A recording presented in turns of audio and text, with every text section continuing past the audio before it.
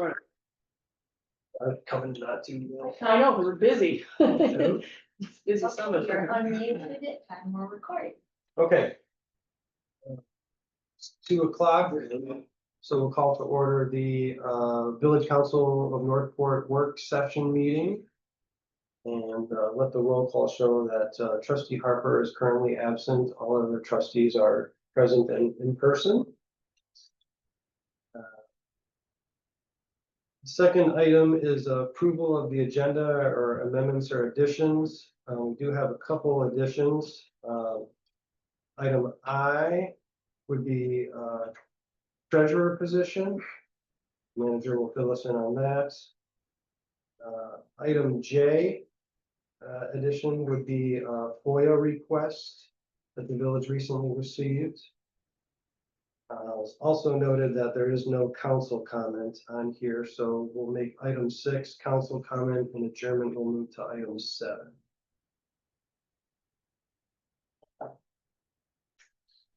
Is there any other additions? there's or one. amendments? Oh, so, Who's coming in? I had a feeling.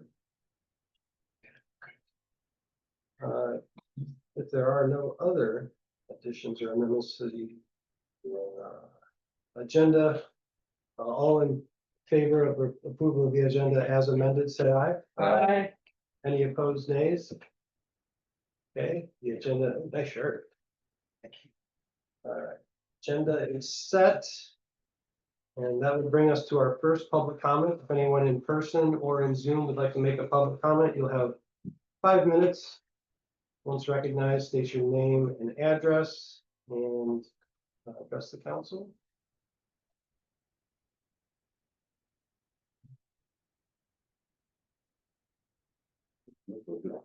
Okay.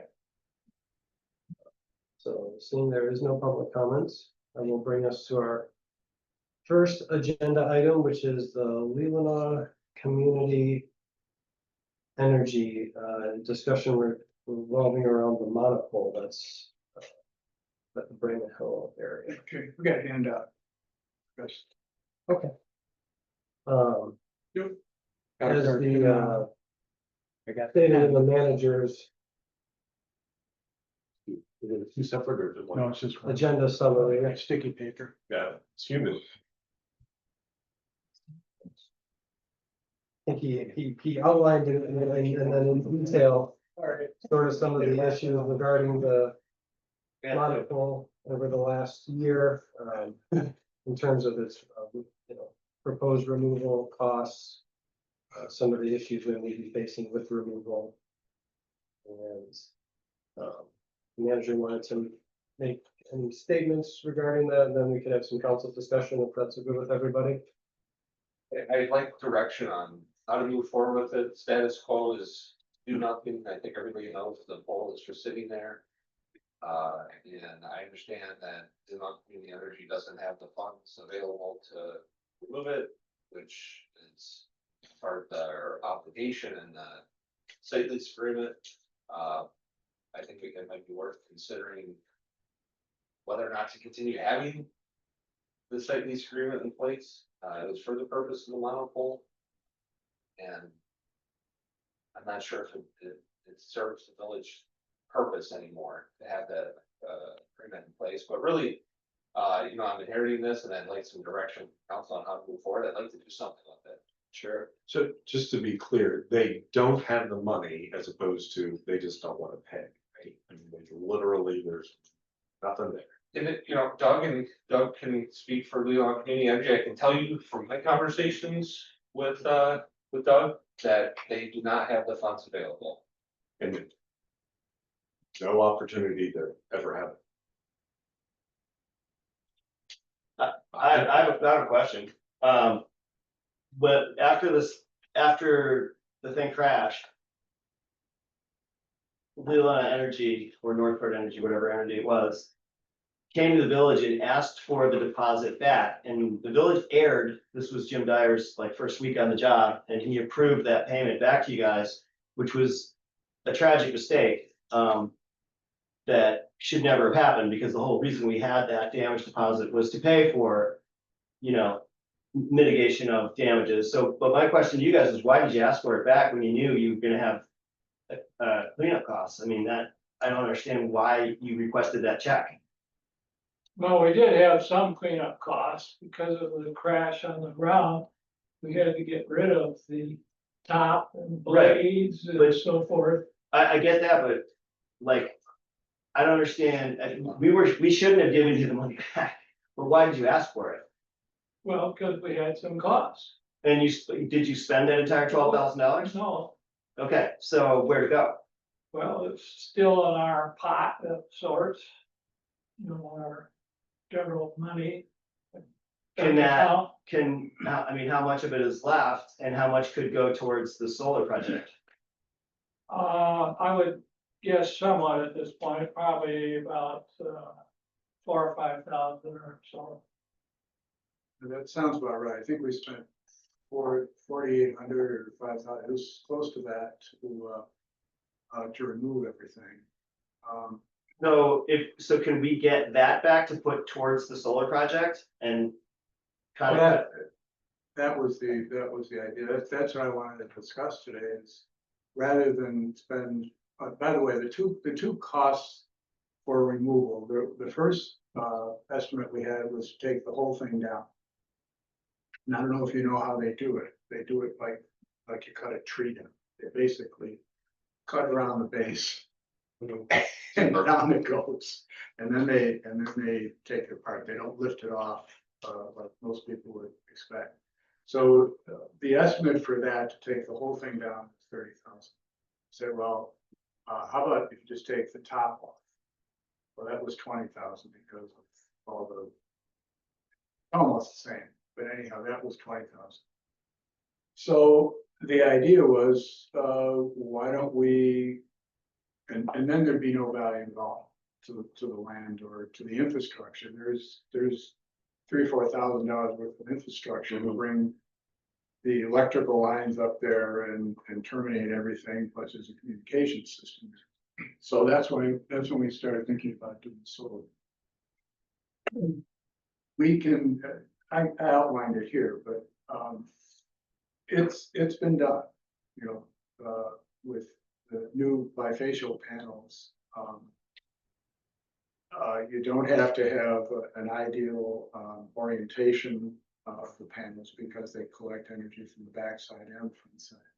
So they're very efficient. And so the proposal here is to, in the fall, do about a third of the full proposed project. We're talking about 5,000 or 6,000 watts. Get eight panels up and run it through the winter because one of the issues is shedding snow and things like that, which you have to in the winter to maximize production, and then in the spring to finish it off. We can put about 20 kilowatts there, about 22,000 kilowatt hours a year. I think the wind turbine in a good year was making what, about 100,000. Yeah. Yeah, around. So it'd be about 20% of the capacity that we had for the turbine. But at least it would be producing something. As I said, the infrastructure is there, so it seems like we have a reasonable step. Of the 25,000 to 15 after credits and depreciation, what's the breakdown on the credits versus depreciation? There's 30% federal tax credit if it's a commercial project, that this would be. If you start the project before the end of the year and you complete it, I think it's about to 2027. You have 1 or 2 years to complete it. So you get 7,500 of that would be credits as long as Yeah. you start this year and finish before 20. Right. And then there's accelerated depreciation. It used to be a 5-year, 6-year, and now it's 1 year and 2 years. So we take most of the depreciation the first couple of years. That usually represents around 10% of the project. So about 40% of it would be credits and depreciation. Do you know, can we take advantage of the depreciation that fast? Who's we? You can't. Well, no, we as in the No, village. no, you're not. I was gonna say, Yeah. so that, Municipality, that's always been the problem with renewable energy for municipalities is that you have to have a secondary for profit, yeah, you have to have, Or a for-profit right, that builds it, and then you work out. right, depreciation doesn't matter unless you're trying to make money. Right. So really, it's 7,500 off of the 25,000, that's the Right. net benefit, or the Whatever- net whatever. cost, It's about 10,000 bucks. 30% of 20. Well, but then you got another 10% for depreciation. But the That's what depreciation- it usually works. But we don't get to take advantage of the You depreciation. don't take advantage, no, Leland Energy, community energy is a for-profit. yeah, we would capture that. You get the 10%. So we could build it for around 15,000, John. I would like to point out, I mentioned to, Doug, I think, previously.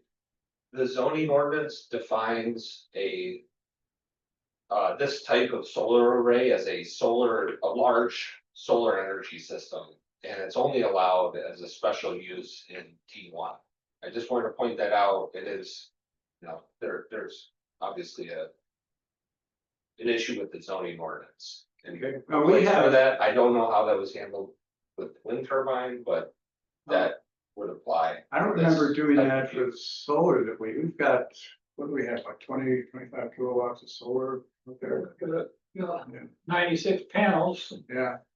So I I don't don't know, how I that don't was remember handled. how that was I done. just wanted to point The it out. zoning, the solar stuff was all updated, like that all changed in our new zoning Okay. ordinance that we just adopted, so that would be Okay. why, because the other stuff So, was and too long. what's the zoning for that area? Conservation, It could be conservation recreation one. Or It's like conservation TN1, I believe. agriculture or recreation? It's CN, conservation recreation. Okay. And is there an issue with zoning? Well, you'd have to do a special use. Right. Well, It's probably the especially it's only allowed one. So, yeah, it's not, and you can't get an exemption for use, so it's not allowed at all. It's not allowed. It Yeah. would have to be a change to the zoning ordinance or map. Is that to be hard? allowed. It's at the discretion. of Both the is quite a planning commission process. And the. It is. Yeah, village with council. public hearings and, yeah. Changing Yeah. the zoning would be a public hearing, and you'd have to do the whole rezoning process. Well, And, wouldn't it be grandfathered in because we already have a wind turbine there, so if they didn't, if whatever, Yeah, what Zoning. Yeah, whatever, what do you call it, like Land non-conforming use was there, could remain there, I mean, I'm not sure why it would be. it isn't using. I mean, the zoning ordinance doesn't allow you to expand a legally non-conforming use. There's a lot of like detailed requirements about requesting an exception to that. I mean, it would take some more research. I would have to look into that much more thoroughly to say for sure. I'm telling you, generally, that's what the zoning ordinance says about legally non-conforming uses. And I also should clarify, I was just looking at it. This section, it's kind of got a weird boundary. It's actually R1 rural residential. if it goes through the lot, Yeah. yeah. Okay, so time out for a second, because we're putting the cart before the horse. So is it too simplistic to say essentially it's 30 grand to take it down? Or we convert to solar And and it costs us 15? and then you get a 5-year payback, basically, and then it's free. I don't want to boil it down too much, but that's. It pays for itself in about 5 years. That's what I'm seeing a 5-year payback, which to me makes a lot more sense than taking it down. I also don't think the zoning thing, I mean, maybe there's a zoning issue, but you gotta come back to common sense. At some point, we're gonna have a pole sticking up. Is it really gonna look any worse or hurt anybody any more than having solar panels on it? And the wind turbine was noisy and people complained bitterly at first, but the solar panels don't make any noise as far as I can tell. So I think the zoning issue is something that could definitely be worked out, I think fairly simply, one way or another. I'm a little confused, are you done, Will? Are you done? Yes, go ahead. Is there any chance that the winter would prove that it didn't work or didn't work as well as we thought? I'm pretty good at predicting that stuff. I think we'll get it within 10 or 20% probably. Tom's been working on solar projects and analysis for what, 15 years. Got about 160 systems out there, so pretty much know what Well- what they can do. This is unusual because of the proximity to the pole. Good thing the tower is painted white. That's a help for the bifacial panels. It's a matter of the structural part of it. The tower is, the shell of the tower is 3/8 of an inch thick. Okay, I know it looks like a big heavy thing, but so all the fasteners, and things like that had to be bolted through. So there's some engineering stuff that would have to be done. We'd have to confirm. I don't want to see anything blowing. It's gonna blow over the wind, right? That's That's not gonna blow over the wind, No, right? that's. I Yeah, mean, it was put there because it's The windy. tower is not going to, but, well, actually, I've never seen solar panels blow in. But I know it's been done. So how tall is the tower right now? Like what Tower is there? is, right now, it's about 110 feet maybe. Yeah, Yeah, So if the solar is gonna be 50 foot tall, it'd be on the lower section. It's in right, two so you'd sections. leave the whole thing would still be there. And just the lower section would have these solar panels on it, and the top would still be there. Well, there's a possibility, but once you get up there, you know, you're dealing with a pretty fancy lift system to get up and install it. There's no reason, I mean, we went up the external side of the tower and the internal part of the tower on lifts and things like that when we were building it. So there's no reason we couldn't go higher. I just thought, you know, the reasonable thing. Well, there isn't a structural reason you can't go higher, I mean, Oh, cause I know, there's no structural reason. no, I think aesthetically it would look better if. Did it all. Yeah, because you're gonna, if you have these panels around the bottom, then you still have this thing sticking out the top, it's aesthetically, it's not.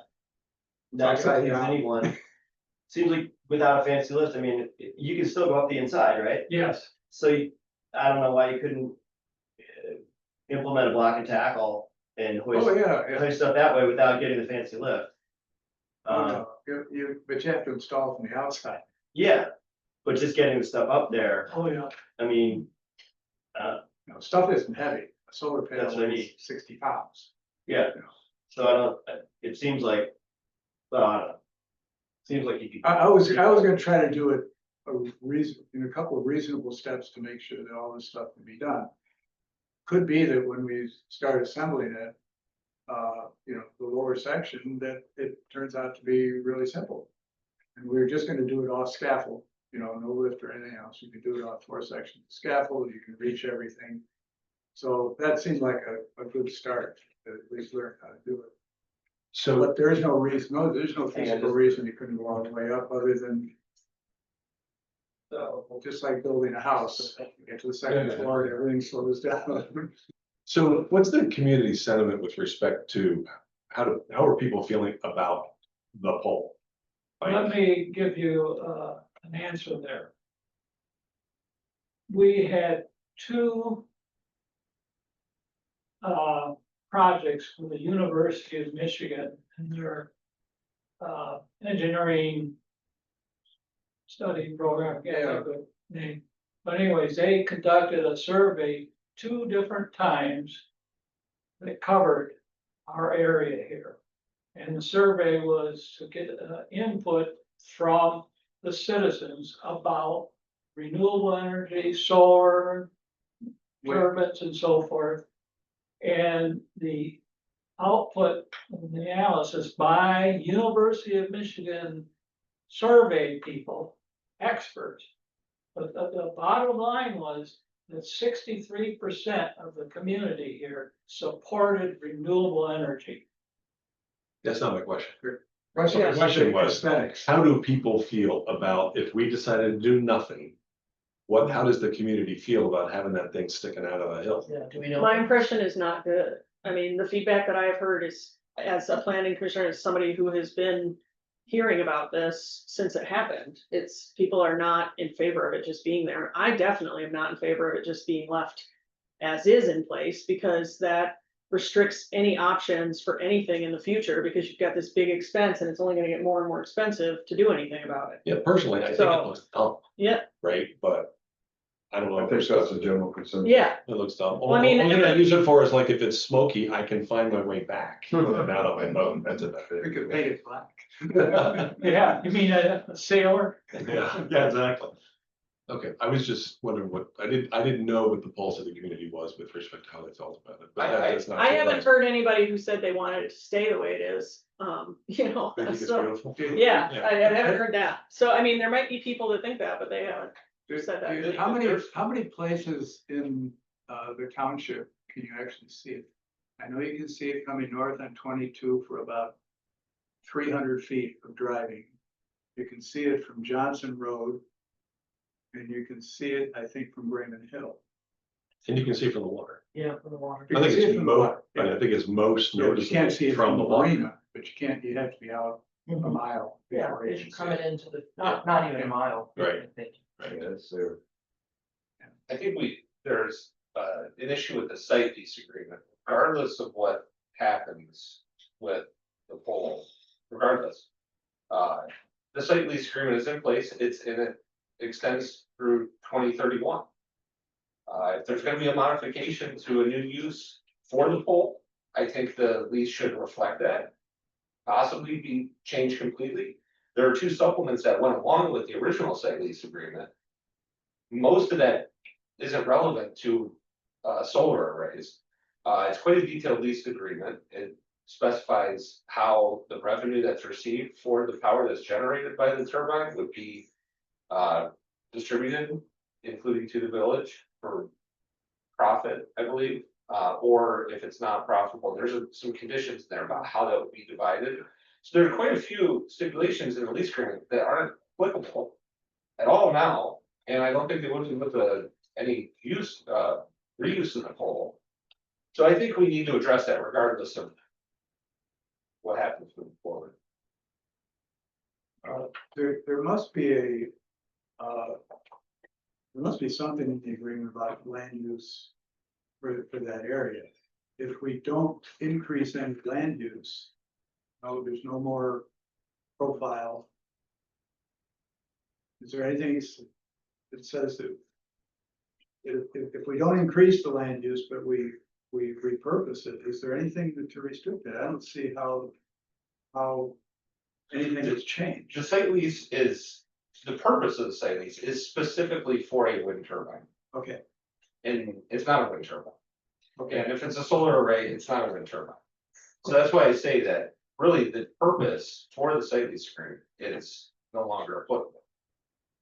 So what would you recommend for changing the site lease? Like, what would the steps be? Well, whatever the reuse is going to be, I think that should be addressed in the new agreement or a change to the existing agreement. It probably makes more sense to start from scratch because it is so specific to a wind turbine. Well, Yeah. wait a minute, why would the lease need to be continued? I mean, it's the village's property, and like, one of the things that I would wanna do is I would wanna get some ideas and possible bids from other solar installers. Because this is one way to go, but I don't see why this lease locks us into North Fort Energy.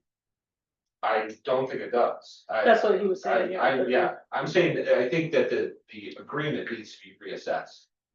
But let's figure out what we want to do with it first, Yeah, right? Because otherwise it's ready, fire, aim, Yeah. right? So let's figure out what we want to do first and then. And whether, from a zoning perspective, whether that's a heavy lift or not. Joan? Are you all under the impression that the tower at this point is owned by the village? Hence, if we put solar array on there, that the $3,000 would come back to the village? The $3,000. annual, Oh. anticipated out of this.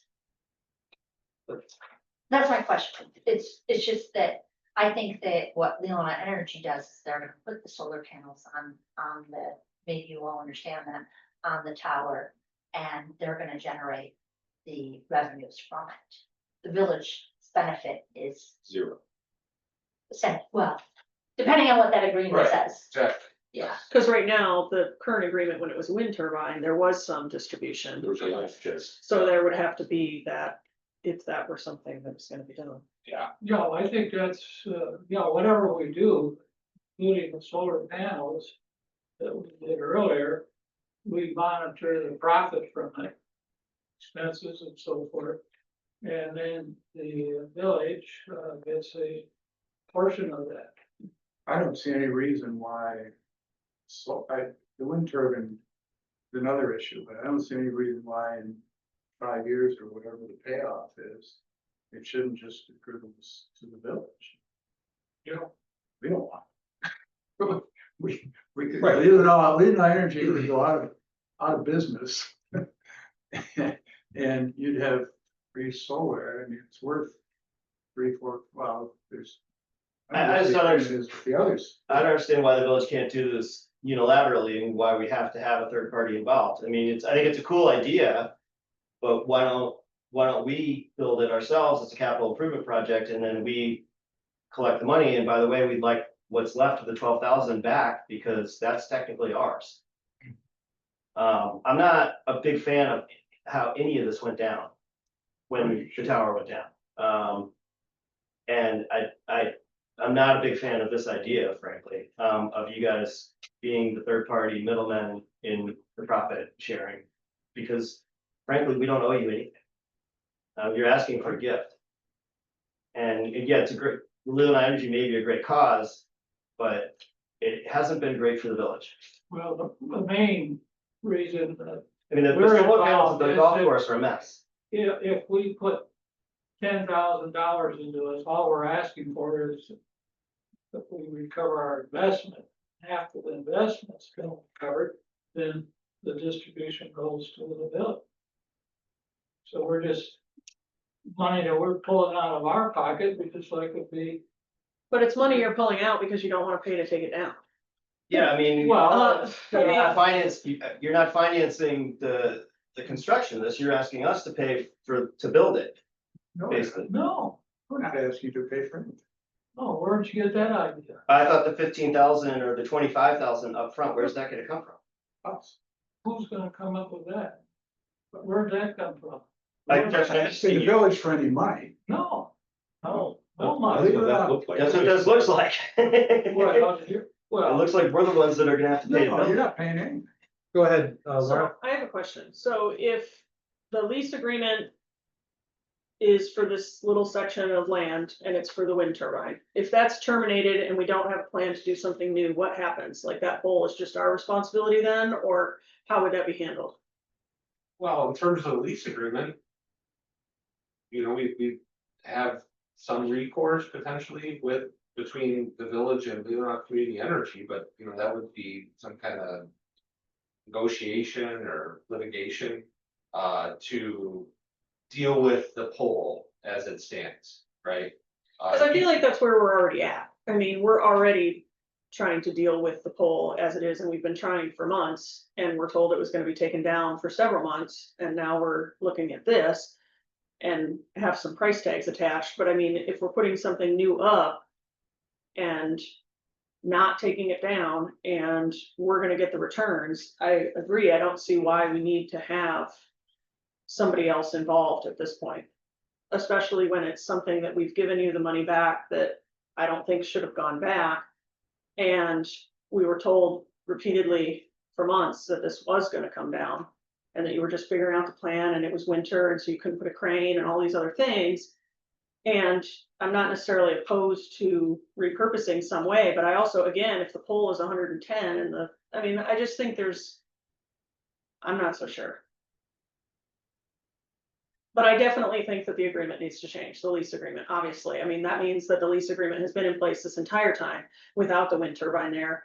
And that also is something we probably should have done sooner. But what I hear them saying now is that they have the money somehow to put these solar panels on, so they just want to change the purpose of the tower. Instead of holding a turbine, it'll hold solar panels. They're gonna pay for it themselves and are looking for us to endorse that. what I worry about then is it going to happen? Because so many things have been promised that haven't happened. I mean, is this truly gonna happen? Or by this time next year, are we gonna be in the same spot? I think the other thing too is they're talking about only going up 50 feet, so we're still gonna have 50 feet of an unsightly pole. Right. That's, Is that how much we're talking about? I think we should take a little time, and maybe consult some other people in the industry and see what they think of this idea and to see if anybody else has a similar or a better idea or a different idea to do with it.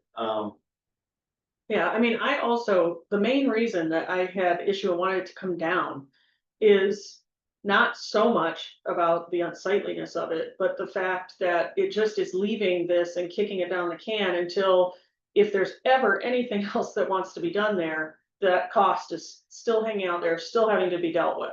This doesn't change that. I mean, this is committing to, like, if we were to commit and do solar panels or whatever, fine, but if that ever wanted to change or we want to do something different, that pole is still there, all 110 feet of it or whatever, to deal with. I kind of have a feeling we have a local person that could take it down pretty, just undo the bolts and run away. I mean, That's actually how they were gonna do it. well, you said five, but I was like, yeah, no, undo the bolts and maybe put it, I think Jerry Spears would do that for $5,000. I don't see the 30,000. Who could do it? I did not mention that name. Yeah. I think the thing that I have a problem with right now is that, we're right, they still owe us some money. Yeah, They're talking about being able to raise $25,000 to get the site, the solar panels up. Why can't they raise $25,000 to get the damn pole done?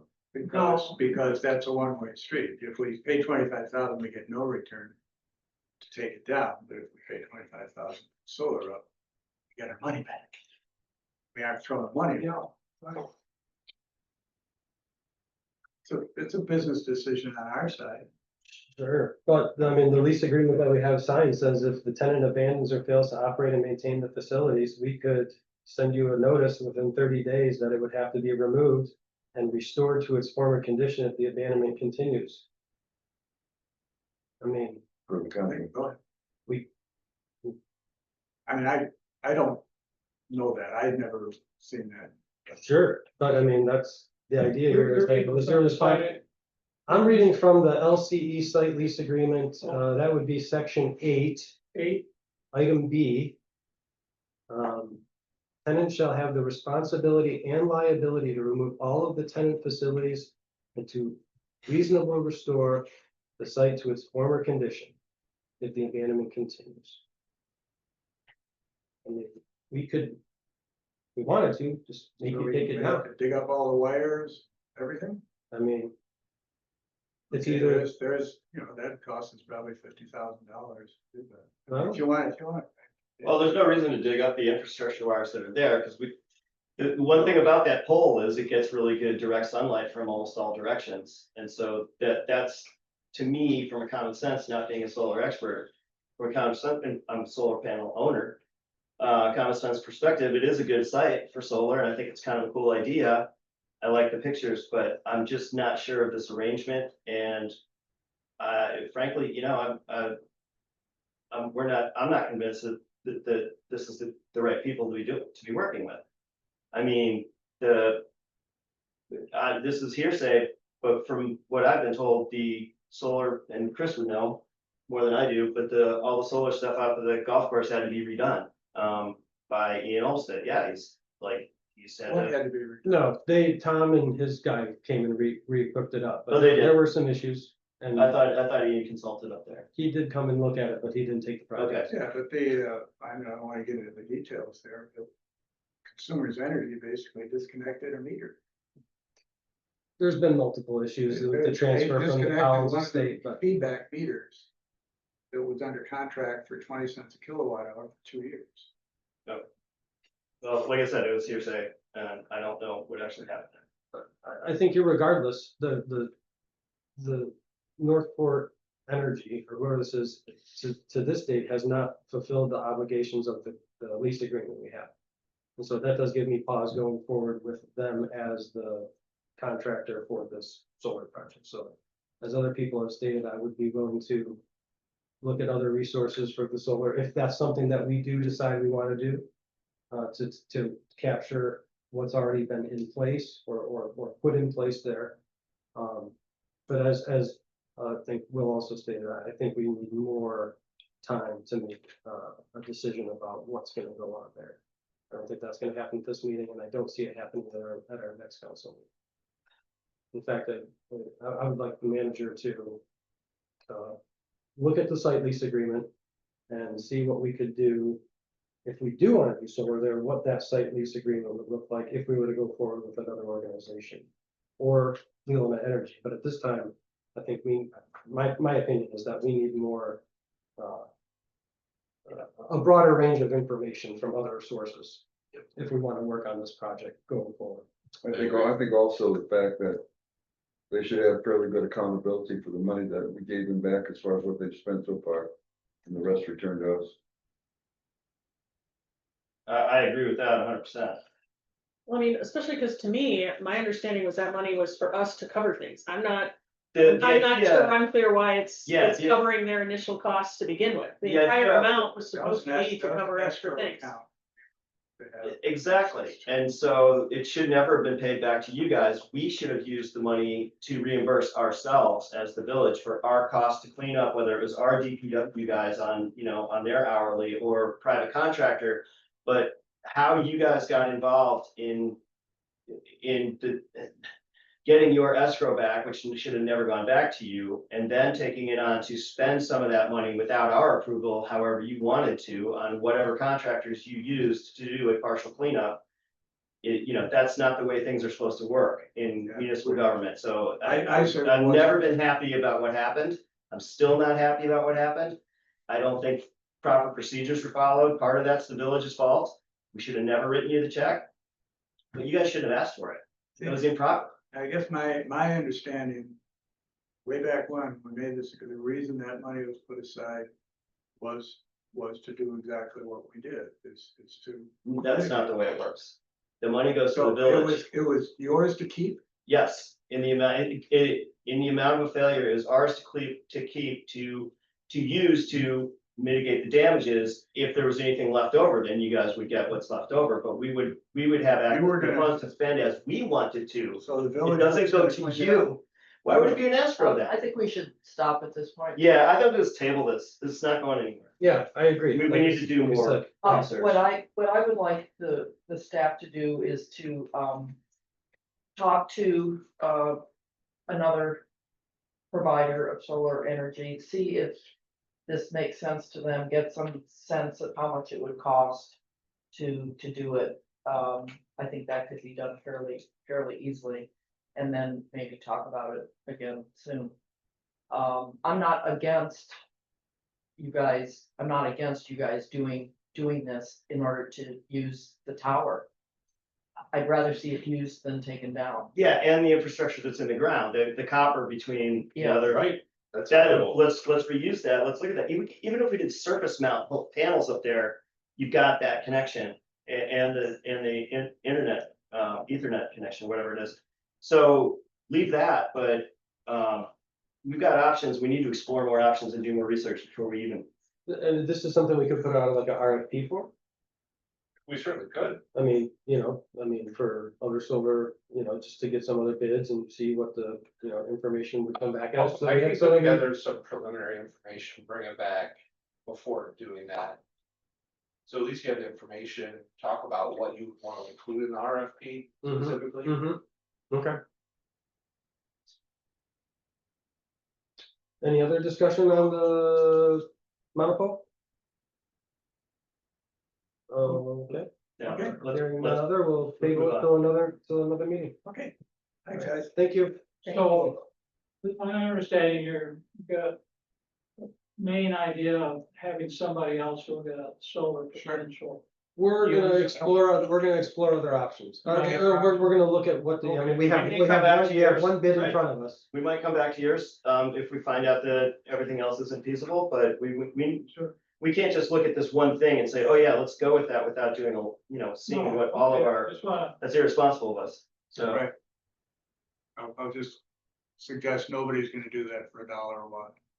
Well, Okay, that may be true, and then You we might may be talk, right. we may talk in the future. okay. All right, Hey, Doug? Thank you. Okay. Thank you, Tom. Thank you. Thank you, Doug. Alright, so next item is amendment to ordinance 141 attainable housing facilities exemption. As was mentioned in Jared's report, he did look into the statute and whether or not it did require that, it not exclude, or it does not exclude owner occupied property. So that a portion of the real property not occupied by an owner of that real property could be used, so ADUs could be eligible. Um, So it sounds like the law is clear, but we just wanna make it super clear. By removing that one thing. The statute allows for an accessory dwelling unit to be eligible for the exemption. Mhm. But I'm concerned that the way that the ordinance is adopted, it does not allow that. Okay, because of the language, as approved says residential real property of not more than 4 dwelling units not occupied by an owner. And I think that you could interpret that as meaning if you lived in the primary structure, and Right, someone else right. lived in the accessory Yeah. dwelling unit, that would not be eligible. Yeah, However, the statute does allow, okay, it does not exclude owner occupied property. The statute defines attainable housing property as that portion of real property not occupied by an owner of I that got real property. That could be an ADU. well, So if you want to allow ADUs to be eligible for the exemption, I think we should tweak that definition. well, I move we amend the ordinance 141 obtainable housing facility exemption to change the definition to affordable housing property means residential real property of not more than 4 dwelling units used for residential rental purpose. And you don't have an ordinance in front of you now, but I wanted to bring it back at the regular meeting. Oh, okay. So Okay, feel fine. free, if you all, I You did- understand. The ordinance was in the Dropbox. That's the one that That's we the one adopted. as It's not adopted. the Right, next one. It's not the fixed. Oh, I got it. Yes. All right. Plus, it's a So work wait, session, which we've told people. There is we're no not draw gonna on this one. I withdraw my motion. There is no second. Okay. Duly noted. But my property is a perfect example of it. I've got the little cottage, Mhm. right, that you knows very well. But I live in the primary house, right? Mhm. That's what- And so how would the exemption work? Only apply to the ADU? And Yes. it would not apply to the entire parcel or all real property Yeah. about it? Okay, Yeah, the exemption can be split to only those portions that have the income qualified tenants. okay. That's good to know. All right, so we'll have the manager bring us back the amended ordinance for first reading and approval at our next council meeting. Does that, everybody sound good with that? Only takes one reading, no certified mailing. The ordinance is already in place. This will be a simple amendment, one action amendment. Okay, So it's good. Yeah, and then publish it. okay, and it'll take effect the 20 days after the publication. Yep. Okay. All right, sounds good, simple. Next up, we've got the short-term rentals, updates and next steps. Well, job well done on updating us on the information and collecting it. Thank you. I know the short-term rental situation so well Yeah. at this point. You know, I'm surprised there were 20 non-conforming. How do you mean with not What's conforming? weren't there, didn't you have to send out 20 letters? 9. Oh, okay. Well, I said we sent out 9 certified letters, and those were to the properties that had listings online, but had never registered. We have not sent those mailings or any mailing to the properties that were listed online, but have registered at some point during the short-term rental ordinance registration requirement. Period. How many rentals are there in the village, roughly? Well, so online or permitted, we have 51, but 3 of those are vacant. If Make it you'll, lots. the table in the memo, actual total operating and or permitted, 47. What? Estimate of that minus the 5 that aren't listed online, which suggests to me they probably are not operating, is more like 42. So, somewhere between 40 and 50 is a good estimate, and only one in all of this ended up being short-term rental use that had started since the zoning amendment was changed and was a new use that needs to go through the special use permit required. I've tried to be lenient with them, and that's one of the things I mentioned, is I really wanted to bring it to the council and discuss this before I start taking enforcement action, because people have presumably made reservations to visit Northport this summer, and I don't want to go in because the owners asked me, should we stop this rental today? And I said, no, please, I think that's too far. I need to take this to council and discuss it, as long as you're working through the process. And they have been, they're working with their local resident agent. There's a Visit Up North place in Traverse City that's the resident agent for several of these properties. They're working through the special use permit process. And I said, as long as you're doing that, I don't want to tell you to stop the use right now. But it puts me in a little bit of a uncomfortable situation with at least, that one Mhm. property. But That was the right call, by the way. Thank you. That was the what? The right call. Right call. I think as long as they're acting in good faith to work through the Yes, process right. of becoming compliant, I don't see any reason to, violate them at the, what is it, $200 a day? Exactly. Yeah. Or they would have said, we'll just stop it immediately. Sure. Which would have canceled people's vacation plans. We don't wanna be ruining people's vacation. Bad for the economy. Yeah. Bad reputation. But I think as long as they're, keeping you updated in the process, Yeah. and when it does come time, that will come to the planning commission, correct? Yes. Okay. So, So. and I just talked to them yesterday. So they're working through the application, and I plan to get that any day. And every owner that I sent certified letters to, except for one who did not pick up the certified letter, they've all responded. There were a couple errors in there. One address was listed incorrectly. It's not actually operating as a short-term rental. There was another one that just removed their listing, is no longer going to use it as a short-term rental. So they've really been cooperative. Contacting me, filling out the registration if they hadn't. And I feel like I have a pretty good handle on, where we're at. We've got the spreadsheet in place now. We've done a lot of work recently, so I feel like we're starting to get our arms around it. We still need to do a better job of notifying these owners about the requirement to register on an annual basis. I think we need to maybe consider some changes to the short-term rental ordinance to have a deadline in there or a date, so that it's on an annual basis and they're getting something of a formal acknowledgement of being on the registration. So we keep making some improvements. But I feel like this has been we've done a good job recently, at least starting that. And I get calls all the time. More people are buying properties and considering short-term rentals. This isn't something that's fading. So wait, you're saying it's increasing? Not fading? Yes, yeah, I've had 2 calls this week. Okay. My business is up, so maybe that's reflecting. Yeah. Yeah, I've had 2 calls asking about, hey, I'm considering doing a short-term rental. What do I need to do? We are like 100%. Other than Northport Point, we rely on short-term rentals for 90% of our income. And we're up, it's doing better. This last meeting you said, It was down, but that was too soon to say. Like, it's been really, really strong. In your discussion with these people, does it sound like they want to use it exclusively as short-term rental, or they do plan on using it for a portion of the summer, like they would own it? and use Yeah, it? the ones that I've talked to seem like they want to use it as a way to finance the property. Yeah. Okay, That they couldn't otherwise. sure. So, they're carrying whatever debt potentially on the property, right? And so they want to rent it out for portions of the year, Mhm. stay in it other portions, and then pay it down.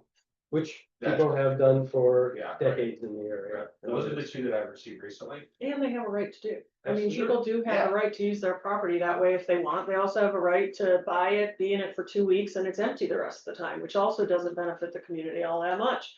So it's not like suddenly, as Will has said, properties on the water are gonna suddenly be affordable for starter homes. But I think that definitely one of the things that you asked in your summary about it is, what next steps, et cetera. I definitely do think, and we've talked about at planning, looking at amendments to the zoning, because there are other things beyond STR, but I definitely think maybe as a priority. Having planning commission look and get some of these amendments that you, or at least discussing the ones that you think might want to be implemented, because.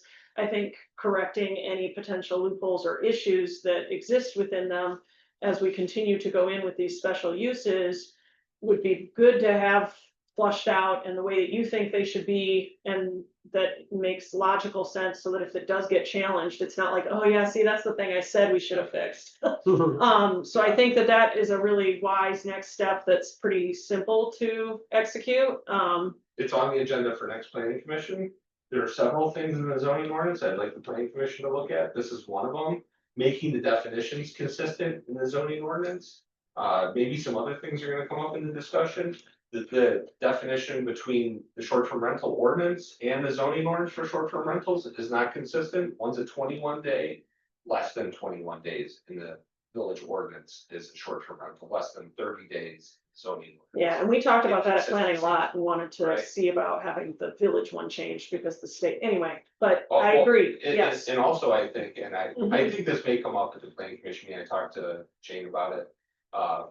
We'll see how the discussion goes, but making the special use permit an administrative approval instead of going through the public hearing may be something to consider, because there's really not as much discretion as you might think in terms of reviewing that. If they meet all the criteria in the zoning ordinance, puts the village in a difficult position to deny those applications. It's really more of an administrative review.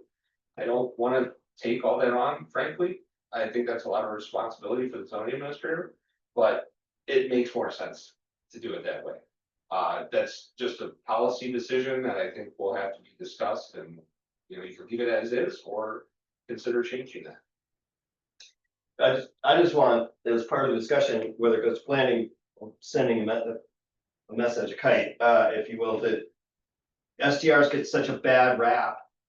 But people really need to remember how vital they are to our summer economy. I mean, it's like, oh, it's a cause of the housing crisis. I disagree with that strongly. And also, they have, the upside is they provide a lot of jobs and, you know, income for all businesses. It's, without them, we'd be back to where we were in 2005, which was empty storefronts.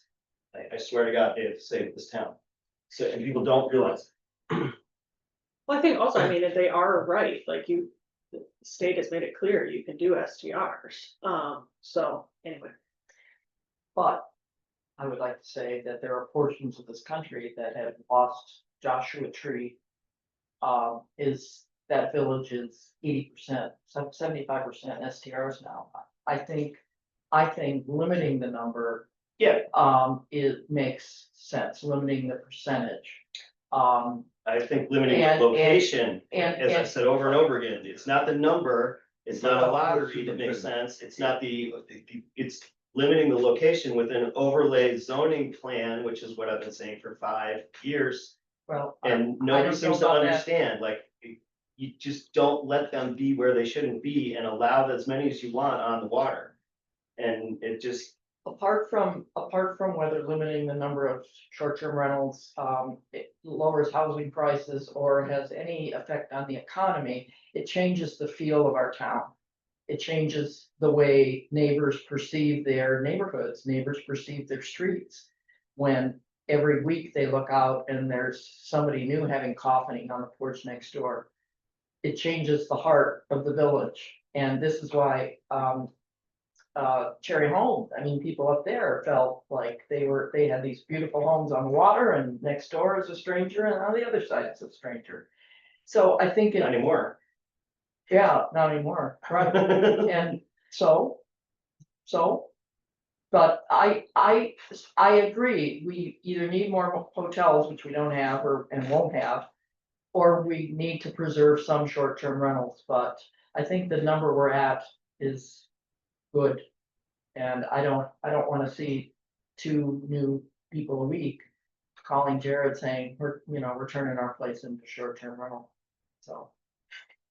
Okay, so it sounds like the manager's got some direction and the Yeah. planning commission will weigh in on the situation with some updates to the zone.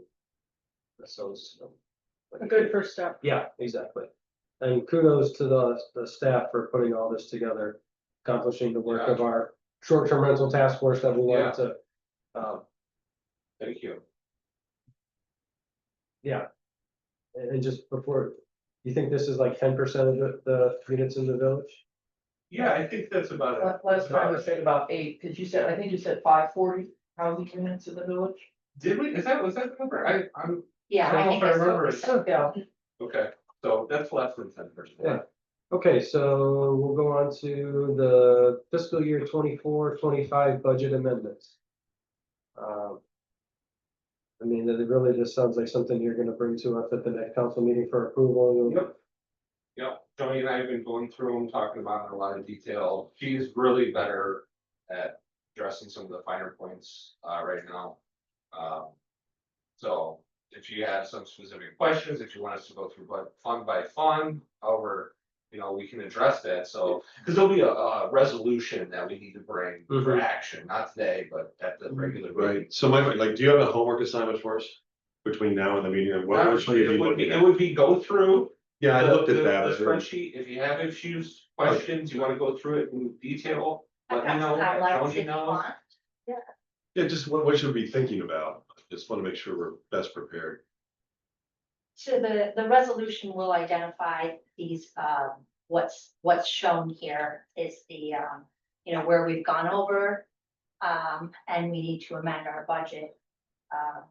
You want me to go ahead and touch base on a few? of Yeah, them? give us the. So, we'll start off with our general fund. As you can see, we did really well with our revenues. Our property taxes were up 14,000 and private contributions were up 15,000 than what we had originally budgeted. In our expenses, a couple of items that we went over was, we had professional services that was for our manager search that we approved. It was $6,000 that was spent. And then this spring, the village council authorized the garage doors for the DPW, the $7,100.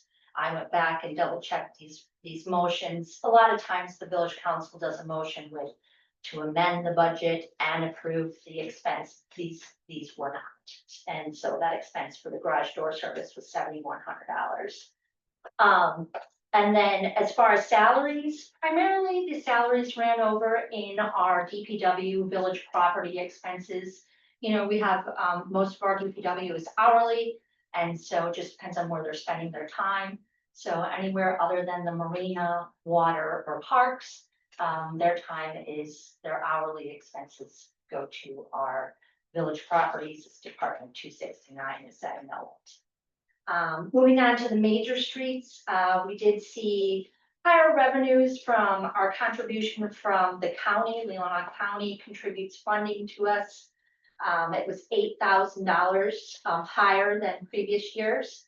And also our gas tax revenues were up $12,000. But in our major streets, we had a real winter, as they call it, this past year. And so winter services and for our salaries, the guys were certainly plowing the streets more.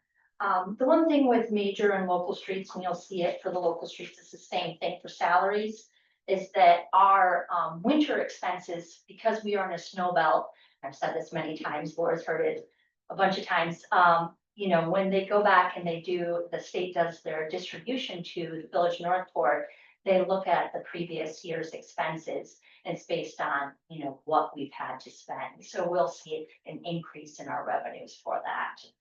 So, local streets, I just kind of captured, as you all know, we did a couple big projects. We completed the 4th Street drainage ditch work at $14,664. And we paved a small portion on South Shore. It was $6,300. And again, we went over budget on our winter maintenance salaries. That's time clocked by our DPW, spending time clearing our streets in the winter time. For the water, water fund is a tough one. We did not meet our expected revenues for after the increase in October. We, as you know, we did a 20% increase on our water rates. Primarily, Jared and I spoke about this, and that was, our quarterly billings always come after the quarter. So July, we billed for April, May, and June. We're gonna keep our eye on this. Jared and I have been talking about it. Just making sure we're still hitting our target according to the rate study. And then, of course, our expenses in that fund. We had salaries, hourly wages were over in our salaries. And, we do have 2 water operators now, so if you go to our website, I've just created a page for water department, separate little side note. And I've identified our water operators, and I'm putting like the annual reports on there, so. I was kind of excited about that. It was a 5-minute video showing you how to add that, so. In the marina, we did really well. So we met our transient number, which was, we estimated $195,000 in revenues from transient. We came in around just over 199,000, so we exceeded that. Where we didn't exceed was gas and diesel sales. But that is based on the market, cost of gas, diesel. We still made our profits, and I ran the numbers. So for sales versus our cost, we profited $82,541. So, even though we didn't hit our mark on the revenues, you balanced out, obviously your expenses were as high. So, yeah, so everything's good there. Let's see. So for vehicle and equipment, as you see, the expenses are lower than anticipated. This is primarily due to the fact that with the new auditing firm, they kind of reclassified how we make our bond payments. So we have a liability sitting out there now, and instead of an expense. And so for years, we've hit an expense account. We're making a bond payment. Now we're just reducing that liability and reducing our cash. So that's why the expenses appear lower. But they're still not. Saying that effect. Same, yeah, so it's just restructuring. And then for the sewer fund, or debt retirement fund, as we call it, our bond payments were as expected. But again, this is another one that the restructuring of the sewer debt retirement fund, they restructured it so our assessment receivables or the loan receivable from NLTUA are now receivables, not a revenue. We typically, in the years past, we've just said, oh, we're gonna get this money, but now it's identified as due from other, so it's due from the NLTUA. Assessments are due from the township. So we still receive those revenues, but on the reports, it looks less. So it's just a matter of restructuring, right? Anything else that I missed? No. Okay. Any questions? How public information is it? Horrible use of language there. To know who gave us the private contributions. I mean, did they want to be anonymous, or should we recognize these? And it wasn't me this year. Do we recognize the people that and was it for the fireworks fund mostly? Yeah, that's a great question. We've restructured the fireworks fund, so, instead of those revenues this spring going into the fireworks fund, they're coming into the contributions in the general fund. After we met with the auditors, they said, you don't have to have that separate fireworks fund. Now, with the budget that the village council adopted in June, we now identify those expenses in that, it's a community promo, the expenses, and we're accounting for contributions in our general fund as far as revenues go. So we had revenues from fireworks, tree lighting, certainly more in all areas. I just wonder if there's anyone we should be recognizing, if there were any big checks written, I mean, other than the cans for the fireworks and the other contributions that come in for stuff, but I mean, do these people want to be recognized, or should we put it in at least the minutes that we got these Yeah, we Contribution? did do an ad for the fireworks donations like we always Yeah, have done. And, you know, for the tree lighting. oh, so they you wanted recognize to- them, you put a list of. Okay, I missed that. Yeah, with the enterprise. Okay, cool, that's nice, Yeah, all right, cool. but it's certainly a good thing. All right.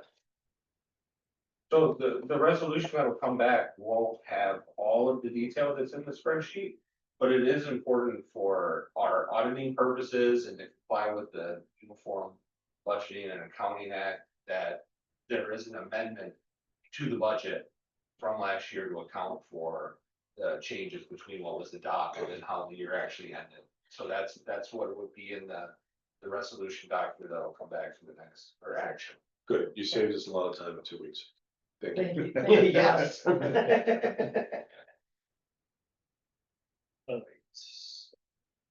Next up, we'll have the capital fund projects for 25-26. And it looked like from his memo, more along the lines, looking for some direction from the council as to how we will move forward with identifying capital projects and maybe Yeah. what the structure would be. I mean, would it be the manager, our DPW superintendent, and our infrastructure liaison, coordinate and look at projects, or do we want to bring those to the council as a whole and we, you know? Well, legally, the plan has to go through planning commission, right? Well, a capital improvement plan, Right, right? yeah, But I'm. but not picking them. Yeah. Well, I'm talking more about a project, right? It doesn't have to be in the capital improvement plan. If you pick something out and say, you know, we're not gonna do a plan this year, we wanna buy a piece of equipment, or we're gonna do the project that everybody wants to do. The sidewalk. A sidewalk, whatever the case may be, you know, it doesn't have to be in the quote capital improvement plan that the statute, the Planning and Zoning Enabling Act says has to be approved by the planning commission. You can certainly take it through that process. If you want to take it through the planning commission, ask for the planning commission to bring forward 2 or 3 recommendations, for example, and then bring it back to council. The committee structure has changed, and I just wanted to see what process you'd like to follow with it. And now that we're talking about the budget amendments, I think it's a good time to look at the cash balances that we know we had at the end of the year. I prefer to look at that, look at the cash balance versus what we're actually spending. Because the capital fund is 0 for this fiscal year as adopted. But there's cash. What's the appropriate cash balance to have in the general fund, across funds? These are all questions that I want to take into consideration when we're looking at what kind of project or purchase we can make in this fiscal year. Anybody? Laura? Well, to me, in terms of the process, I think it makes a lot of sense for it to be, you had asked, should it be discussed as a whole in work session? I mean, to me, that makes sense that we're looking at the different options as a whole. But in terms of coming up with what options are we looking at, I really wonder if like the planning commission does maybe prioritize some that they would like council to look at or think are top ones that they've looked at and rated high, because that's something that's been ongoing for a long time now. But also probably the staff coming up with some things that they would recommend, because that's how you are gonna pull in ones that aren't on the CIP, like equipment and things like, otherwise we're not gonna know that that's happening. And then if council members have their own, I guess they could bring them to you so that those can be considered as well. But to me, I definitely think there should be staff contribution of thoughts and then planning. The staff, yeah, I agree with you completely, that it should come from the planning commission and then we can review what you suggest. As well as staff, Yeah, and then right. the whole Right. council here talks about it. Right. Yeah, Put some thought into it and send me 1 or 2 that each of you Okay, thinks would be a top priority. I That can would say be right a- now that Rose Street culvert, I mean, that's just something that's been out there for a It's- long time and you've right. applied for the grant and whether you get it or We're gonna not. get it. Yeah, I have hope, but I also think either way, that is something that needs to be dealt with. That's why it was done and the plans were drawn up over 2 years ago. So, It's not just a problem with the water, with it being halfway full, it's a problem on the top side of it, because it's a really dangerous intersection, because with farmers market and kids in strollers going down, there's no sidewalk, it's just people walking in the street there, and I go through that intersection probably 100 times a day, and that's a rare non-exaggeration for me. Cause I'm going down to those boats, literally all the time, and that intersection is just horrible for pedestrians. And right over that culvert, the road's really narrow and it's just dangerous. That should be like, it's a very important safety thing that's gotta be addressed. So we'll know soon. And we also have no sidewalk up on Shabasang from anybody south of town trying to go to the high school or the K through 12 school. And I'm very confident that will be a top rated from planning, because it's been top rated every time we've done it. Operated since I've been here. Yeah, No. so, So if you could send me a, you know. Yeah, Rose Street, those stuff might do. inside, but send me, this is my top project, that'll help me discuss it with staff, talk about it with planning commission. Is there a And then, list you know, bring it back. of options right now that, okay, Yeah. like, what? Yeah. We should Yes. stack Yeah, that, I'll send around, like, I'll give it more and that'd be great. I'll put together a list with some short descriptions. Circulate it, so you can also start thinking through it.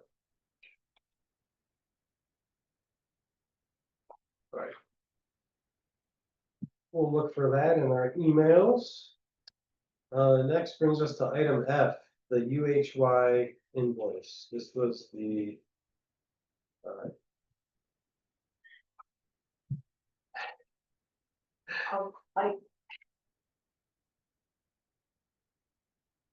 After reading all of it.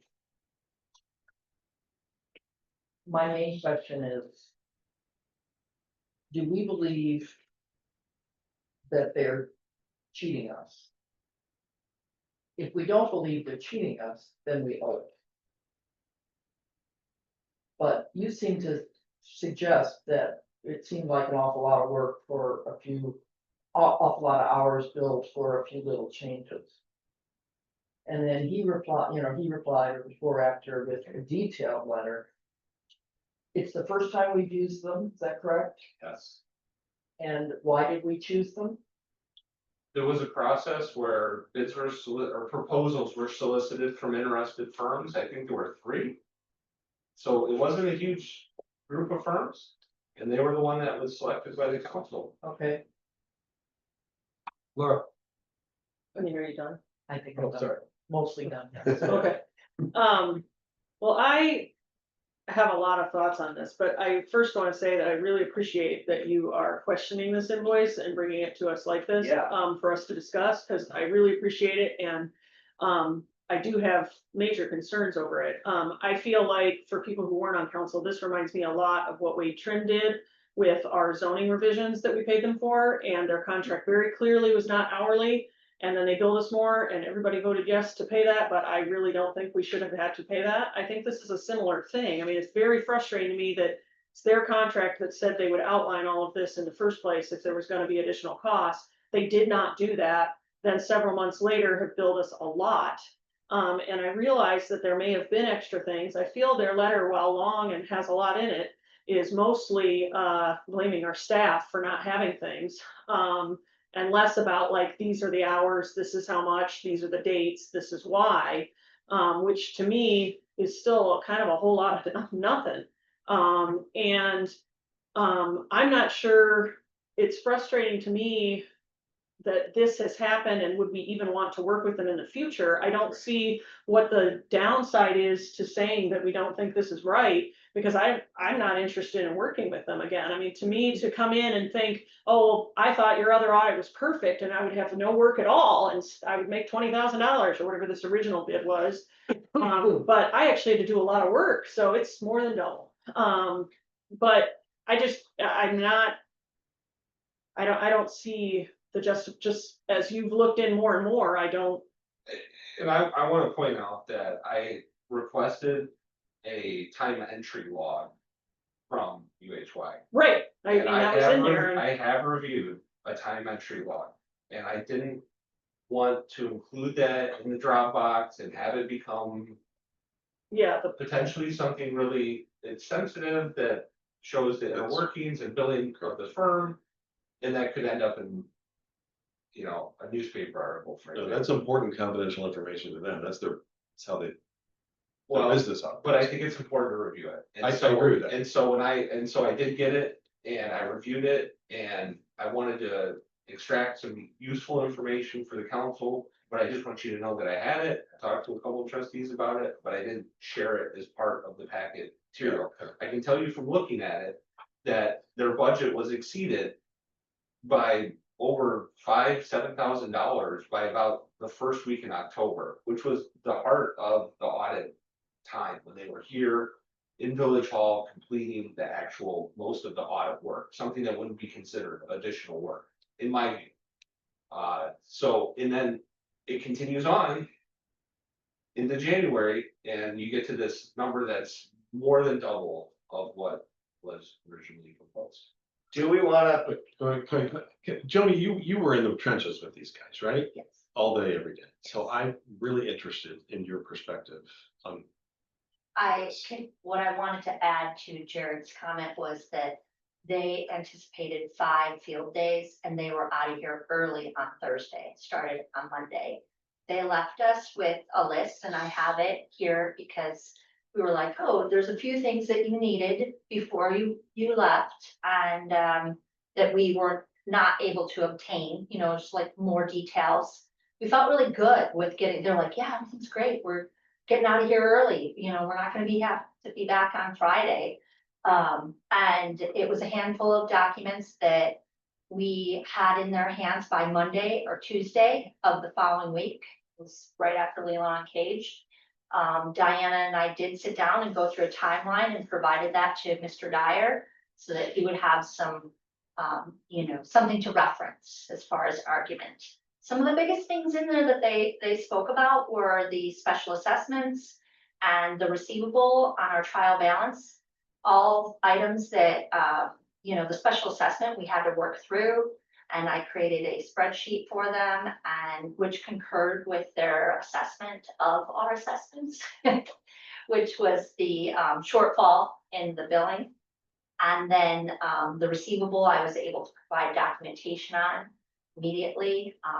The only downfall I can say is the response time was slow from our, you know, our former manager, but other than that, I didn't see much justification for this. That's hence why we created the timeline when we were hearing that there was gonna be extra charges.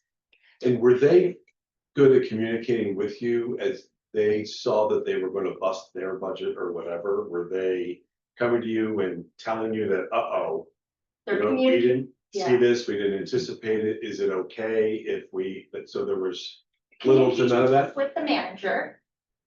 I think it was probably close to November that I was CC'd on an email. I could go back and look at my time frame that said, you know, this audit is now gonna cost close to $44,000 because I'm waiting on a response. And that's when the timeline, Diana and I sat down and did a timeline. Did they ask for this? We got it to them back. They asked for this, we got it to them, you know, immediately. And there was, after they left here, there was 2 really outstanding items, you know, that they worked on in their offices. So, yeah. So if we refuse to pay this, I mean, let's think a couple steps ahead here, and not get out chest plate. It's $16,000, right? I mean, to me, that's worth taking legal action. Do we want to consult with Ross before we refuse to pay this bill?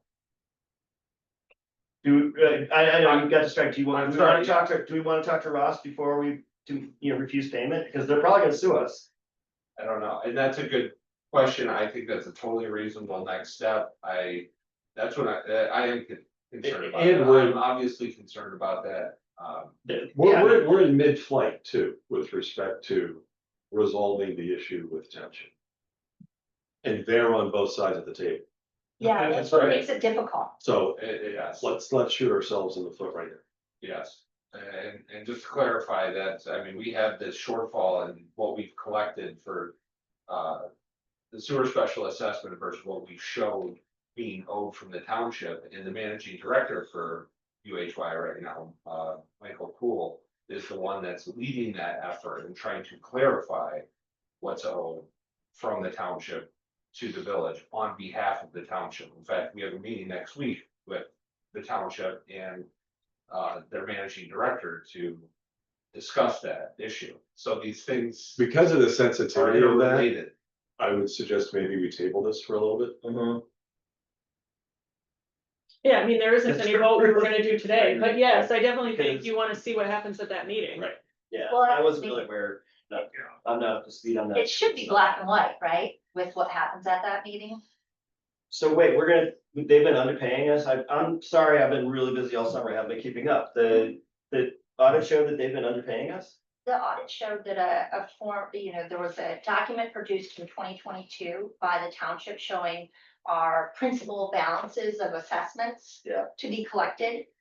And then when you broke down all the payments that the village has received, and then the Leelanau Township provided us with a new report saying this is what's left to collect in 2024. There was almost a $27,000 difference. Okay, so it's not like $500,000. No, it's still $27,000. But in But the audit, the audit. Yeah, funds were- You're So we're you're gonna more up make to money speed on this than I am, because so of different. what they found, even though it would cost us more if we pay them what they're asking. Well, the legwork was, it was It's noted, unrelated. it was Okay. noted. I'm sure they did have some work involved. Okay. I can tell you how, I had a lot of work involved. So basically stonewall them until this is resolved. It's gonna, yeah, Or you could even tell them, we're waiting to see how this goes. That might encourage them to rule in our favor. Have we paid them anything yet? We paid them The the 18. Yeah, I $18.75? mean, you paid what's in the proposal. Okay, which we but should. the, Yeah, Yeah, and, but then this invoice is, we've had this invoice since February 7th. And, I just, when I first started to look at it, I wanted to look into it in more detail. I didn't feel comfortable bringing it to council until I had really scrutinized it, and, right. The So auto that's plane right. hasn't landed yet, and these guys are in the left seat, Mhm. right? That's Wait, that's my metaphor. Yeah, and I'm curious whether if we were in court, we would be accusing them of incompetence or negligence or. I don't think you have to evil. do, you don't have to do. Well, I know that, but I wanna be able to understand because. There's a fixed bid contract and it costs them more than the fixed bid. But if they're just incompetent and didn't, guess right or didn't do things right. Then we pay them and we don't hire them again. But I think it's sort of unprofessional to refuse to pay them. To They pay a professional specifically in their agency. contract says, in the instance of things beyond this engagement, beyond this, we will consider the work to be a separate engagement to be negotiated outside of this audit proposal, which they never did. Okay, but we've talked to Jim Dyer and he says that they never. Right, the invoice was given, He's asked, sorry. You've asked. yes, I have asked for a signed agreement, and they've not provided it. So as far as I can tell, there was no service. and. and it was in November. that we Yeah, the weren't manager informed doesn't that have the discretion to, unless it was $2,500 at a time, keep approving funds Yeah, for okay. the audit to move forward. Yeah. I mean, that's Okay. something, if there was gonna be additional costs, that should have come back to the council, for at least our, Yeah. so we're aware. Okay, I had missed that line in it. Well, that's my issue, and that was my issue when this has happened before with consultants, like, if it's your own contract and you wanna be able to bill hourly, and then that's how you should have written your contract. But they didn't, they said that they would communicate and renegotiate. I've seen this a million times. Right, and that's another one, and if they were going to bust the fixed bid. Very clearly states they gotta come back and say, even if they go back and say, what, we were wrong, we didn't realize. Yeah, Then we'd have the option to say, Right, tough cookies, and why or don't consultants do that? they should have done that. But why don't they? You said you've seen it a million times. Why do you think they don't do what they say? That they're was a gonna do? mistake on their part. I wasn't in the trenches with them, but I mean, it was, I think what happened. and Poor this is project what management. I'm partly distracted by is I'm looking at some emails, I was doing some searches and I've looked through these before and I didn't see a couple of the emails that I'm looking at right now. It seems like they were communicating with Jim. And I don't know how the communication went from Jim to the council But there was back and forth that I'll have to look into some more about, like, hey, this extra cost came up and Jim's talking to them about that extra cost, emailing. Okay, talking well, then on you the should look phone. into that and let us know. I will, but then they came back with, there was like an agreement, hey, here's the amount, we'll discount it. And there was some agreement from Jim saying, okay, yeah, I'll take this to council, but then that didn't happen. Sure. So it seems like that's kind of how that played out from like So December to if it's January. our That's an mistake, important fact. Yeah, so I'll have to dig. So through look those into it, a little let bit us know. more. Yep. But I think, you know, it's still, to me, it doesn't change my concern that the work that they're billing for doesn't seem to match with what We got. we got. And what they said, what they, you know, it just, I don't see how it could take that much time to come up with a trial balance. And settle this sewer special assessment question. I mean, it's a lot of extra work. They were supposed to complete the Act 51 and were unable to, so I did it. I will share these though, I will have more of like a report for this and share it with you. Okay. All right. Sounds good. Good luck at that meeting next week. Yeah. Yeah. All right, that brings us to item G, which is consent agenda. Looks like we're just looking at trying to streamline the, some of our meetings here with approvals of meeting minutes and certain things like that. And Jared explained it to me that these items could be included in the consent agenda, and then we can just approve the consent agenda. Anybody have any thoughts or discussion on this? wondering whether the public gets any value from hearing us ask occasional questions of department heads. You know, that's the only part that I agree with putting all the other stuff into a box, as you Mhm. know. But I think at the meetings, the main meetings, Yeah, again, my question, does this replace the department reports? We could No. put any number of sort of more routine items in the consent agenda. Yeah. One thing I wanted to remind you about a consent agenda, and this is just, I'm proposing this, I've used this in previous positions, you'll see this used quite often. It just streamlines the meeting. You can always remove an item. So if there was a report, a marina report, DPW report that you had questions that you wanted to talk about on the report at the meeting, you can always remove it from the consent agenda because we want to talk about that report. The consent agenda would list a number of items. Minutes, payment of bills, reports. You can always remove one if you want to focus in on it. No, I'm all for the concept. I'm just trying to make sure that I understood the machination of it, because sure, I think the department reports are useful for the public, you know, for us. My understanding of consent agenda is everything on there still is in the packet, right? I mean, it's not like it's Yeah. not, it's just you don't have to talk about it all. Right. And if public has a question, to me, I don't necessarily disagree, but the public can still ask a question and then any of us can say, oh, let's remove that one because there was questions about it. If the county does. I don't, yeah, I mean, this is like a very, I am totally in favor. I think Massive that this time is, yeah, and I think that this is really, I don't think that this changes the transparency at all, because the reports are still there. If we have questions and want it pulled off because you have a question and you didn't, you know, you just say, I would like the marina report pulled out of the consent agenda, and then that's what it is, it's pulled out. And if the public had a question during public comment, then it could be removed, because that's before the consent agenda happens. So, Would it be beneficial to, I know we're not supposed to approve this now for next meeting?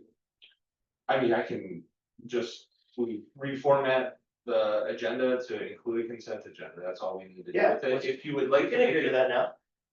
as long as there's a general consensus, I'm fine doing that. You could also, if you wanted to, make it more formal, you could change your rules of procedure to include the consent agenda and, you know, have policies associated with it. That's often, a way to do that, you know, and some places feel like they really need to have policies associated with it so that the consent agenda isn't like abused to hide things that. Okay. You know, That might be a good idea.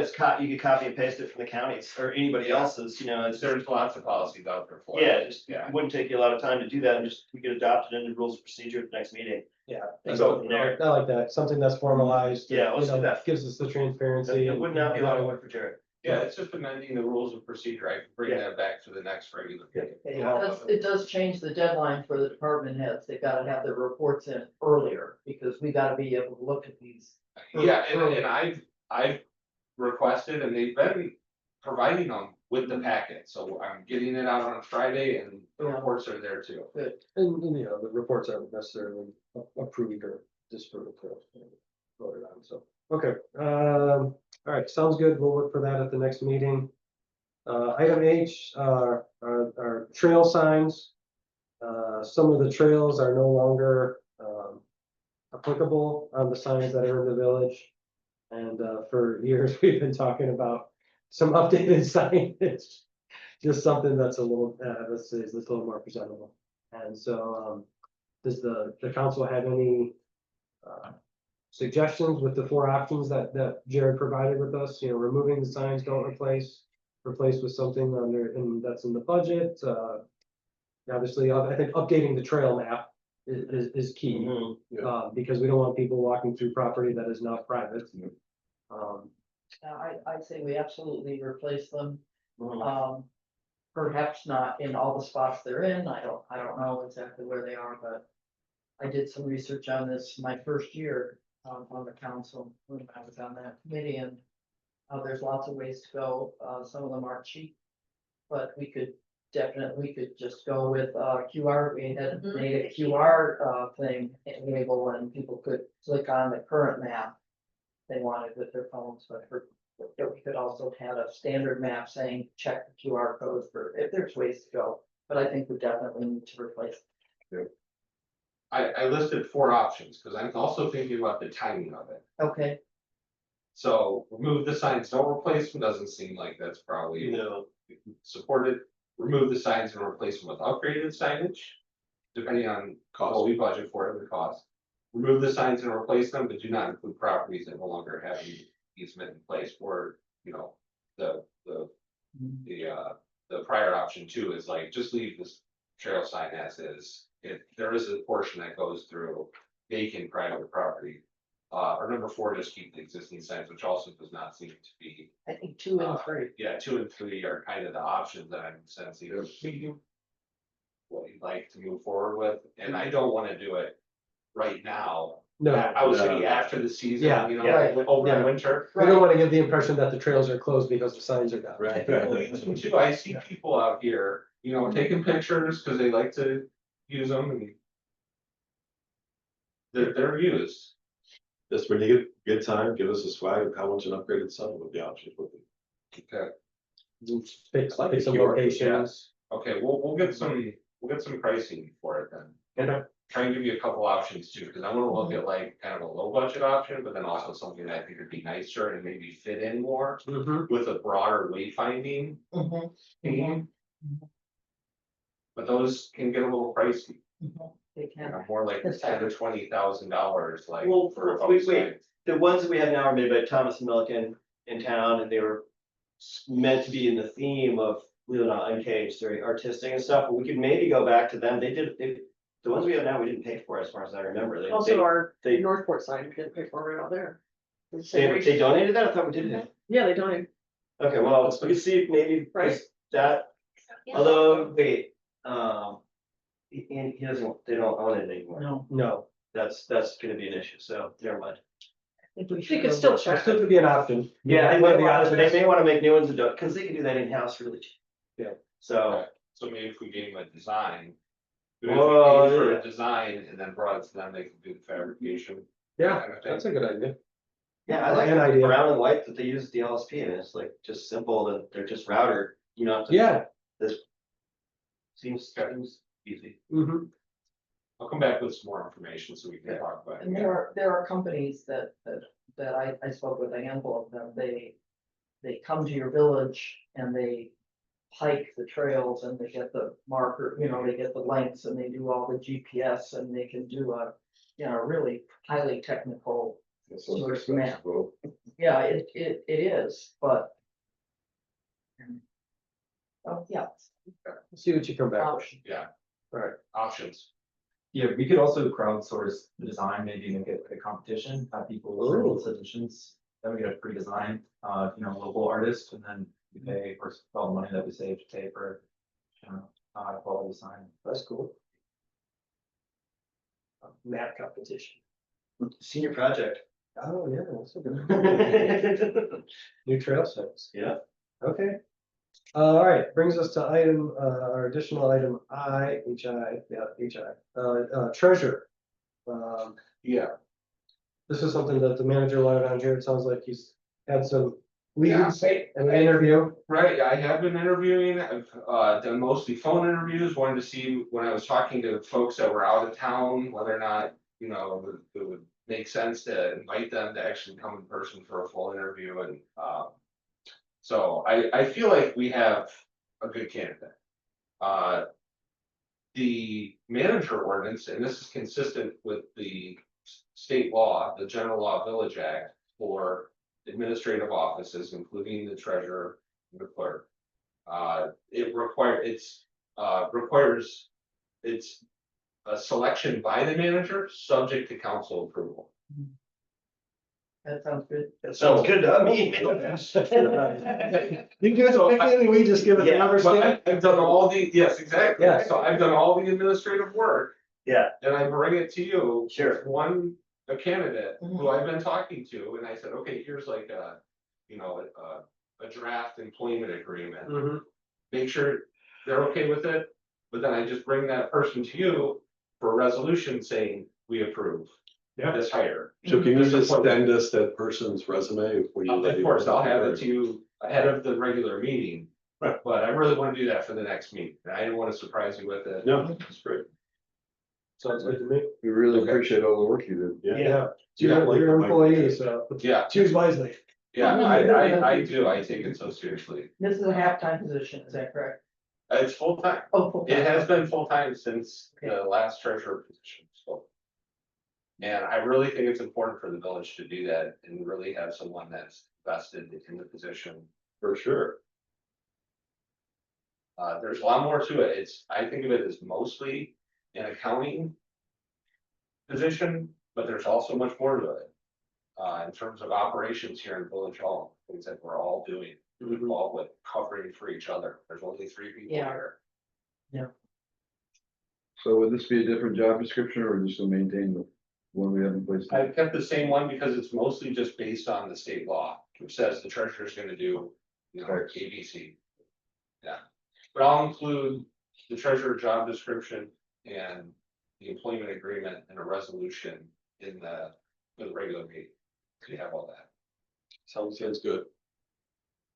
All right, item J, FOIA, requests. Oh. Yeah, this is, again, the manager just asked for this to be on the agenda as a sort of an update to the email that we Yes. received Exactly. regarding the FOIA request from Mr. Hoskins. A reminder and a nudge, because I would like to respond tomorrow. We can ask for an extension, or not ask, we just say, we need 4 extra days or whatever the statute allows it. But it's a 5 business day requirement. I think we should be able to respond tomorrow. If you can give me any text or emails, I've already heard back from a couple of you. But if you have any text or emails that might be subject to disclosure under number 3 in the email originally from Gary Hosking, send it to me. Can I have till noon? Yeah, I really, 5 days would be Oh, yeah, Monday, really, it's the latest. Monday business day. So if you can get it tomorrow, don't give us tomorrow, To and then we can prepare. respond on Monday. So it really would be, tomorrow would be Okay. good. Yeah. Mine are just a bunch of text messages saying, have you done it yet? Have you done it yet? Have you done it yet? That's all Which we're actually might not I might know. not be subject to disclosure under Right. that item because it was specific to his continued representation of the village. Well, number So- 3, no, I think number 3 is pretty wide open about any correspondence regarding his representation of the village, not necessarily financial. The way I read it is that all my text messages would fall under that, Okay, probably about 10 of them. send them to us and, we'll take a look at them and make a If you determination. just got it done on time, you wouldn't be in trouble down the county. I bet he misses Northport right about now.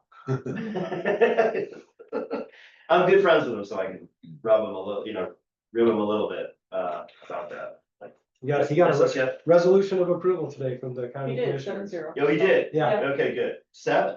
Yeah, all of them. voted in Support. Okay, favor. good. I was wondering how that. It was very long, closed session. Okay, that will bring us to item 5, public comment. If anybody in Zoom wants to make a public comment, you can do so after being recognized, state your name and address for the record. You have 5 minutes. And seeing nobody unmuting, we'll take that as a no. And move on to item 6, which is council comments. We'll start with Susan's got her hand up. I have to say, I really like the way these 2 meetings are working, the working meeting and the full meeting in the evening. I'm a fan. Agree. Yeah, I'm a fan of the performance of our new village manager. Can I get a resolution? You gotta write it. You had your hand up? Yes, I don't know about the rest of the council, but I was really disappointed in the Winona Community Energy representation there. Yeah. I mean, I agreed 100% and, some things I don't want to say on the record about some of that. I do think we need to check into Mr. Gallery's licensing and qualifications because I've heard he's not a licensed electrician to start with, and maybe the golf course wasn't the best one, but I have heard that other companies have had to go in and clean up his work. So enough said there. Sure. Oh, and I'm gonna try to set you up with a meeting on Monday with Peninsula Solar, my guy that did mine. He's really cool. And I think you'll like him a lot. Laura? Yeah, I also agree, I'm really happy with all the work the staff has done and that Jared is doing. I also wanted to just bring up as something that I wanted to see if we can look at in the future, which is, we've talked about it a lot of times, but new speaker system and potentially furniture to go along with it. Just like I asked about the street banners, but like, it's something that is frustrating and sporadically inconsistent in terms of working properly and, yeah. Anyway, I just was hoping that we could look at that in the future. It definitely is on our radar. I'm been working on the IT stuff since I started day one. And I keep doing that, and part of that is going to be like our phones working like we want them to work. If we are using a different company, let's include some improved audio equipment, and we did increase the budget a little bit for this fiscal year so that we could do some. You're talking about this being. Yeah. Yeah. Uh, No, so the banner specifically though, that's Citizen of the Year banner, right? Yes, that's what I On was, its way. awesome, Yeah. cool. We got That's one. exciting. We got one just to start. And it's Gonna got, grow. Yeah, it's got Cool. Citizen of the Year That's on there, exciting. so. It's got Gloria and Andy, We've already, we just started with 2025, so Bob, so it's Bob. Oh, Bob, right, that's right. Right, if there's support, if everybody likes it, we can do more Mhm. and start going back. We don't have the best pictures for every Citizen of the Year to put on a banner, which could be an issue. But, you know, we can cross that bridge later. Sounds good. Edwin or Joe, anything? Nope. No, okay. Talked a lot of this. I'm not a council member, but Yeah, go ahead. so my class investments, have been completed, at the beginning of August, and Jerry knows, he's like, said, I can't wait to go back in there and look and see what we've earned. And he goes, I'd give it a month, I'm like, I'm giving it a week. And, cause you know, it's just exciting, and, the first week on our sewer, $850,000, it was $711, so. Ooh, Great. that's awesome. It's exciting. It is very It's nice to exciting. see that daily Yeah. generating revenue. Yeah, That wasn't there. But it only generates cheaper revenue when the investments, market's you know. going up, right? Hey, 0.01% a day is. yeah. All right, I'll look to adjourn because I have to go. Any support? Also work. All right, we're here. Okay. I have lots of photos of Nancy if you end up needing. Yeah, For the I was gonna banners. say, yeah. Lots. And we could even call in Hey, some of the Johnny, other ones to. When I We'll hopefully do find a whatever. picture for me, Yeah. I'll send it to you guys. That'd be great. If there's any- Yeah. I have a face for radio, so I can find a picture of it or something. I was